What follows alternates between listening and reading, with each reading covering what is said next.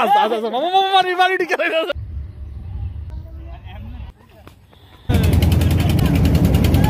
আজ নাকি আসলে তো স্ট্যান্ড নেই তো বদ্ধ তুই শেষ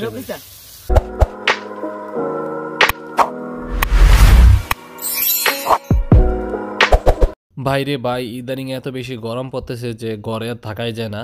তাই বন্ধুরা মিলে ঠিক করলাম যে আজকে আমরা কামরুলদের এলাকায় যাব, কারণ কামরুলদের এলাকাটা এত বেশি সুন্দর আর নিরিবিলি, ভিডিওর মাধ্যমে তা কখনোই প্রকাশ করা যাবে না। তাই তো আমরা বন্ধুরা মিলে চলে গেলাম আজকে কামরুলদের এলাকায়। কামরুলদের এলাকায় নদীর পাশে অনেক বড় বড় মাছের ঝিল রয়েছে আর ঝিলের পাড়ে দিয়ে হাঁটতে অনেক ভালো লাগে। যেমন সৌন্দর্য তেমন বাতাস, এক কথা অসাধারণ একটা জায়গা। তারপর আমরা নদীর পাড়ের সৌন্দর্য দেখতে দেখতে চলে যাই কামরুলদের ঝিল পাড়ে। যেহেতু অনেক বেশি গরম পড়তেছিল তাই আমরা কিছুক্ষণ ঝিল পাড়ে নারকেল তলায় বসে অনেকক্ষণ রেস্ট নেওয়ার পরে ছবি টবি তুলে নেই। আর ছবি তোলার শেষে আমরা চলে যাই কামরুলদের ট্রলার করে ঘোরার জন্য। তারপর একে একে আমরা সবাই ট্রলারে উঠে পড়ি। আর ট্রলারে উঠার পর সবাই অনেকটা ভয়ে ভয়ে থাকে, কারণ কামরুল প্রত্যেকবার এই ট্রলারে উঠার পর যেই একটা অবস্থা করে, ট্রলার এইদিকে ঘুরাই সেদিকে ঘুরাই, সবাই মনে মনে অনেক ভয়ে ভয়ে থাকে, খালি আয়াতুল কুরসি পরে কখন যে ট্রলারটা বইরা যায়। তারপর বিকেলে সূর্য অস্ত যেতে যেতে আমরা চলে যাই কামরুলদের ঝিলের শেষ পারে। আর শেষ পারে এইদিকে একটা বড় টাওয়ার আছে, এটারে আবার কেউ ফ্রান্সের আইফেল টাওয়ার ভাববেন না, এটা হচ্ছে যে বিদ্যুতের টাওয়ার।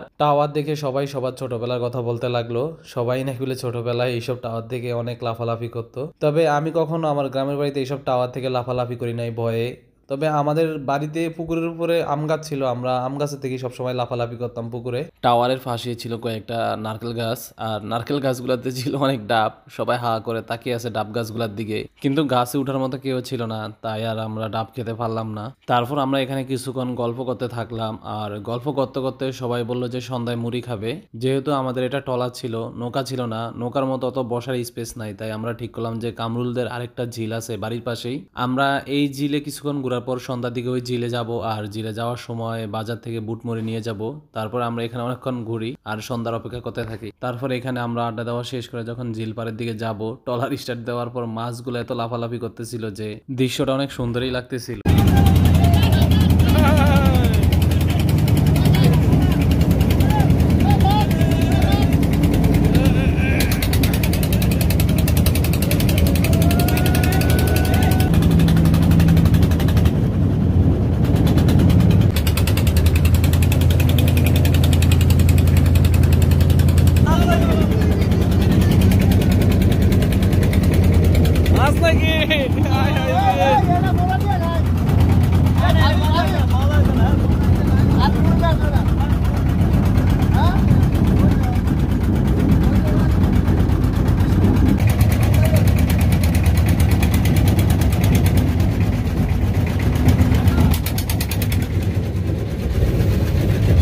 তারপর বাজারে এসে আমরা মুড়ি বানানোর জন্য বুট, পেঁয়াজু, আলুর চপ, বেগুনি, পুরি নিয়ে নিলাম খাওয়ার জন্য।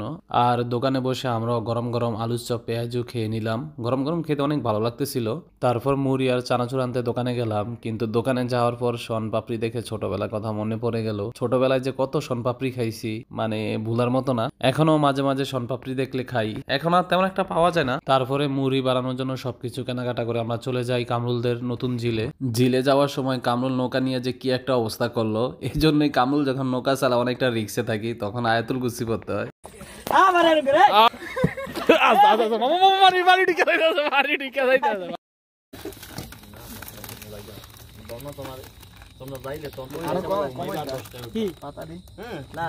লেবু পাতা না আনছো?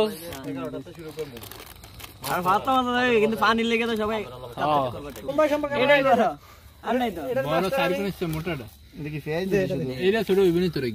এত কিছু নিষেধ, খালি এই পেঁয়াজ সালাদ দিছে, আর কিছু দেয় না। আর কি